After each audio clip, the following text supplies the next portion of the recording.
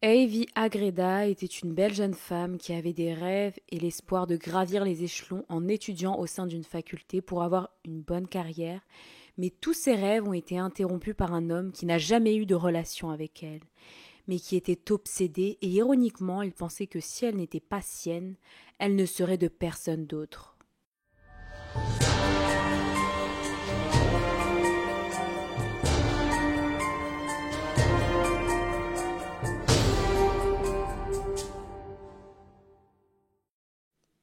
Hola, bienvenue sur Crime Stories, j'espère que vous allez bien. Si vous aimez ce genre de contenu, n'hésitez pas à vous abonner à ma chaîne. C'est parti pour l'affaire. Heidi est née le 8 octobre 1995 à San Juan, au nord du Pérou. Dans cette région, les habitants travaillent généralement dans les champs et l'élevage d'animaux. Beaucoup d'adolescents qui terminent le lycée finissent par faire ce travail pour payer l'université qui est très chère. Et c'est quasiment impossible de rassembler les fonds nécessaires pour intégrer l'université. Heidi était la deuxième au sein d'une fratrie de 5 enfants. Elle était la fille de Laszlo Agreda et Paola Martina. Depuis petite, ses parents lui ont appris le travail dans les champs, mais son goût pour les études, comme une petite fille calme et heureuse, elle voulait obtenir une carrière professionnelle pour pouvoir aussi aider ses parents et ses frères et sœurs. Heidi a étudié au lycée San José et elle a finalisé ses études secondaires avec de bonnes notes et c'est à ce moment qu'elle a pris la décision de déménager dans la capitale du Pérou pour poursuivre ses études. En 2012, à ses 17 ans, la jeune femme a dit à ses parents qu'elle allait se rendre à Lima pour travailler et étudier. Ils ont décidé de la soutenir avec le peu d'argent qu'ils ont pu mettre de côté. Heidi a courageusement pris le chemin de sa nouvelle vie sans connaître personne sur place. Elle est arrivée au quartier de Chorrillos. Là-bas, elle a loué une chambre. Après s'être installée dans ce quartier, elle a trouvé un emploi au sein d'une cafétéria universitaire. Après quelques mois, sa sœur cadette a déménagé chez elle. Son rêve d'élévation sociale était finalement en train de devenir réalité. Tout allait très bien jusqu'à l'année 2015, lorsqu'elle a fait la connaissance d'un homme au sein de la cafétéria où elle travaillait comme caissière à l'époque. Il se nomme Carlos Ravière et il est devenu le collègue de travail de Heidi. Il était chef cuisinier et immédiatement Carlos a eu un coup de foudre. Et en octobre 2015, Carlos a déclaré qu'il était amoureux d'Heidi. Donc il lui a proposé de se mettre en couple. Cependant, la jeune femme lui a répondu qu'elle ne pouvait pas car elle avait déjà un petit ami. À ce moment, Carlos l'a perçu comme un rejet car il pensait que du fait qu'ils soient tous les deux du même niveau social, économique, qu'ils n'aimaient pas boire et qu'ils n'avaient pas beaucoup d'amis, que leur relation serait parfaite et que sûrement Heidi accepterait. Mais cela ne s'est pas déroulé ainsi. Et il n'a pas laissé tomber. À partir de ce moment, Carlos a tenté de conquérir Heidi avec des cadeaux, car il était convaincu que Heidi mentait. Car d'après lui, il la connaissait parfaitement. Après cela, Carlos a continué à se comporter comme un collègue de travail sympathique. Il proposait sans cesse de l'aider au travail. Et grâce à cela, il a réussi à obtenir la confiance d'Heidi. Certaines fois, il sortait pour se promener, mais la jeune femme avait bien mis les choses au point.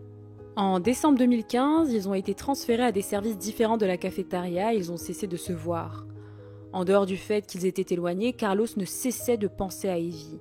Ce rejet qu'il sentait a commencé à se transformer en une obsession qui terminera tragiquement. En 2016, Heidi a commencé à étudier dans le domaine de la négociation internationale dans l'établissement CISE. Et en mars de la même année, Carlos et Heidi se sont recroisés au travail. Ce qu'elle ne savait pas est que son collègue de travail était profondément obsédé par elle à un tel point qu'il n'arrivait pas à penser à autre chose qu'à être en couple avec elle. Mais Carlos se comportait de manière froide et calme de temps en temps, il lui offrait des cadeaux, mais Heidi les refusait. Il ne comprenait pas car il faisait tout son possible pour être avec la jeune femme et la satisfaire. Mais elle se sentait harcelée et elle s'éloignait de plus en plus de lui. Mais Carlos ne l'acceptait pas, il se sentait trahi. Il pensait qu'Heidi le considérait inférieur à elle. Ce sentiment s'est transformé en une haine profonde, ce qui l'empêchait de vivre en paix. Après ses journées de travail, Carlos rentrait à la maison et s'en prenait à sa mère, car d'après ce qu'il a confessé, il se sentait si frustré qu'il était sur le point d'exploser. Il pensait qu'Heidi était une profiteuse et d'après ses dires, elle faisait la même chose avec d'autres hommes. Et c'est là que l'idée de la punir lui est venue en tête. Elle devait être punie pour l'avoir rejetée.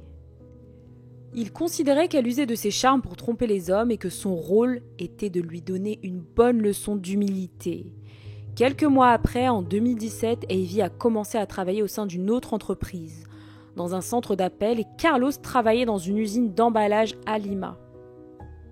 Étant donné qu'il était encore en contact avec Avey, il a découvert qu'elle n'avait pas de petite amie et donc il a tenté de la courtiser encore une fois. Mais la jeune femme lui a bien fait comprendre qu'elle ne voulait pas se mettre en couple avec lui, car elle voulait se concentrer sur ses études. Elle a même fini par le bloquer sur les réseaux sociaux. Donc, pour rester en contact avec elle, Carlos a créé de faux profils pour la stalker et savoir ce qu'elle faisait. Dans une publication sur un des réseaux sociaux, il a affirmé qu'Avey était sa propriété. Il lui a même envoyé un message WhatsApp où il disait « Tu penses être supérieure car tu es belle. Tu utilises ta beauté pour te moquer de moi, mais un jour tu recevras une leçon pour m'avoir rejetée. » Étant donné qu'Avey ne lui répondait plus, Carlos a commencé à se rendre au sein de son école pour la menacer et certaines fois, sans qu'elle ne s'en rende compte, il se rendait sur son lieu de travail et il l'espionnait. Il prenait également le même bus qu'elle. Mais Avey ne le reconnaissait pas car Carlos cachait son visage avec une capuche. Cependant, 2 semaines avant le drame, elle a raconté à sa sœur qu'un homme la suivait. Elle a compris qu'il marchait rapidement pour l'attraper, donc elle est montée rapidement dans le bus et Carlos est monté dans un autre bus pour la suivre. Avey était complètement apeurée. Elle avait peur que quelque chose lui arrive. Elle est descendue où elle était sûre de trouver un autre moyen de transport et c'est ainsi qu'elle a réussi à s'enfuir. Cela lui a servi d'avertissement. Carlos était obsédé par elle et plein de rancœur. Le mardi 24 avril 2018, Carlos a mis son plan à exécution. Ce jour-là, il est sorti du travail aux alentours de 15 heures. Il a marché jusqu'à l'arrêt de bus, puis il a pris le bus et il est descendu pour en prendre un autre pour se rendre dans le centre commercial La Rambla. Quelques heures plus tard, il s'est rendu à l'avenue Nicolas Riola où Avey travaillait.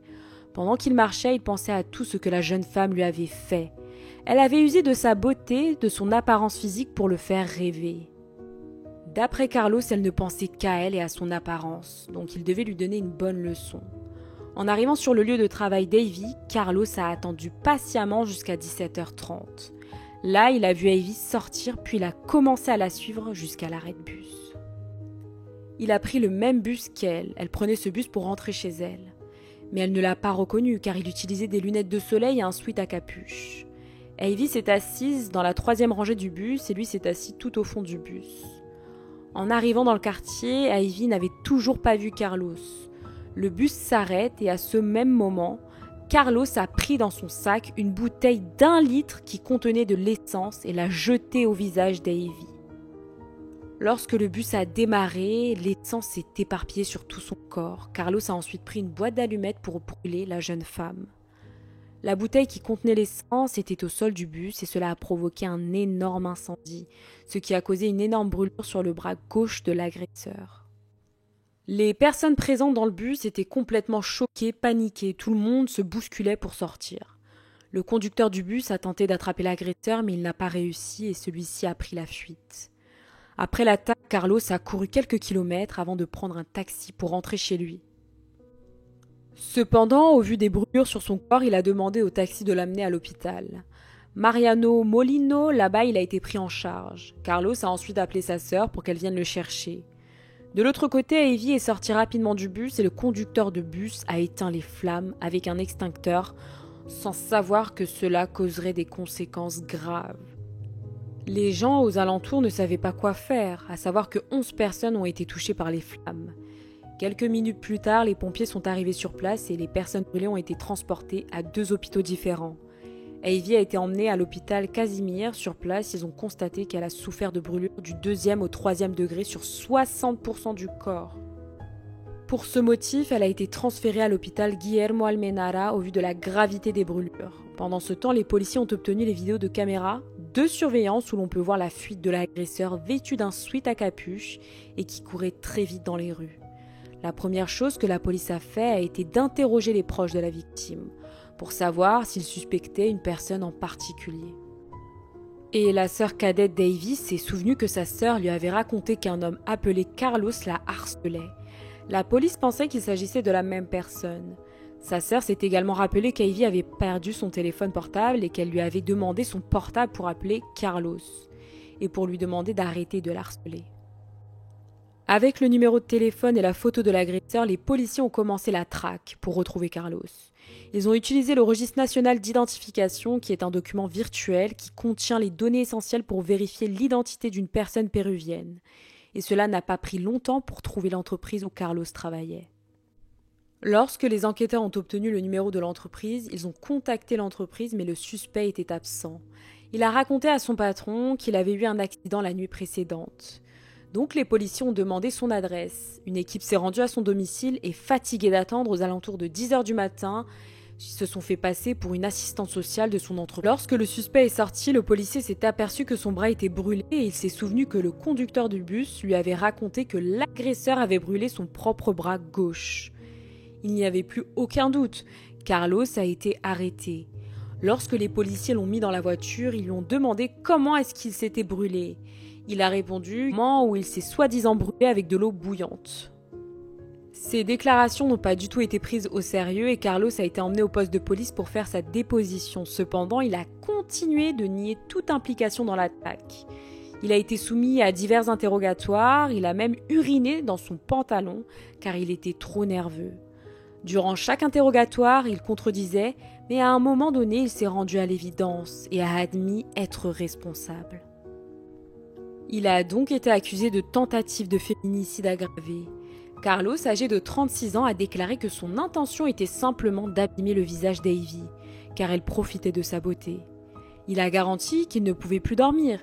Il a déclaré à plusieurs reprises qu'il essayait de se reposer mais qu'il ne pouvait pas, car il pensait sans cesse à sa vengeance. Il devait lui donner une leçon, car elle l'avait rejeté. Il est arrivé à un point de non-retour, il était rempli de haine, car il ne savait pas comment l'avoir à ses côtés. Certaines fois, il regardait ses photos sur les réseaux sociaux et cela le dérangeait, car d'après lui, pendant que la jeune femme profitait de sa vie pleinement, lui avait beaucoup de problèmes sentimentaux. Il s'en prenait à tout le monde. Carlos sentait qu'il devait en finir avec l'ego d'Ivy, car elle lui avait fait ça à lui, mais également à d'autres hommes, encore une fois d'après lui. Il voulait lui apprendre l'humilité et le respect pour les autres. Dans sa déposition, il a mentionné qu'il planifiait ça depuis pas mal de temps. Mais à cause des caméras de vidéosurveillance qui sont partout, il n'a pas franchi le pas, jusqu'à avoir l'idée de l'attaquer dans le bus où il ne serait pas reconnu facilement. Un mois avant, il avait acheté l'essence pour exécuter son plan macabre, mais c'est seulement dans l'après-midi du 24 avril qu'il a décidé d'agir. Nous allons un peu plus parler de la vie de Carlos Javier.